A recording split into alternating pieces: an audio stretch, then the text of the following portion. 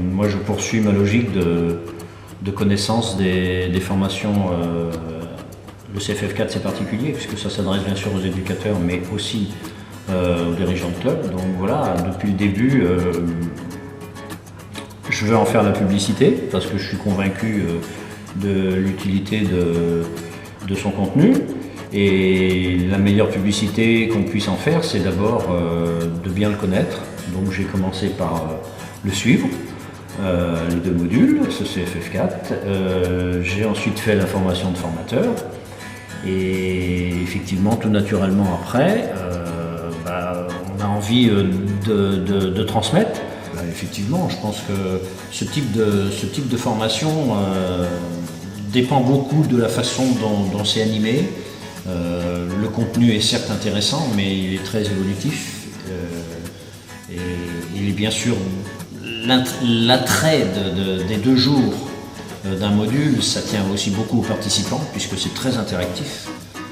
Enfin voilà, là on arrive au bout du 2e jour du projet éducatif et sportif là, que j'ai co-animé avec Denis Calès. Alors ça aussi c'est pour moi très intéressant, parce que d'une part il y a d'être aux côtés de Denis qui a une grosse expérience de technicien, d'éducateur, et donc de voir un petit peu le message qui passe aux éducateurs et aux autres dirigeants présents.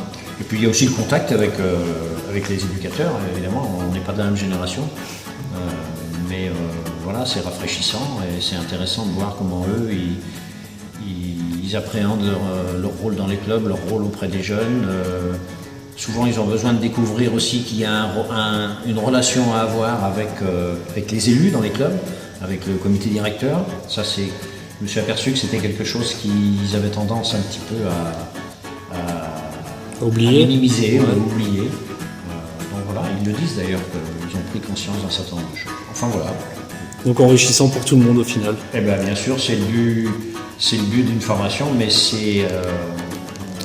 moi, je suis là en tant que bénévole, et toute action de bénévolat, il faut qu'elle soit réciproque, c'est-à-dire que si je dois transmettre des choses et servir à quelque chose auprès de ces gens-là, il faut aussi que, en réciprocité, moi, j'y trouve du plaisir, que j'apprenne des choses, que j'enrichisse ma connaissance des ressources humaines dans le monde du foot, voilà, le foot amateur. Et le CFF4, il est là dispensé à Saint-Seb, mais il peut l'être aussi dans le Maine-et-Loire, il l'a déjà été, et c'est justement le but de pouvoir continuer à le proposer. On a fait un projet associatif avec les 2 techniciens du 49, c'est-à-dire Arnaud et Johan, et donc on va poursuivre en avril sur 2 samedis. C'est une autre forme pour trouver la disponibilité des gens sur 2 samedis, donc projet éducatif et sportif en avril.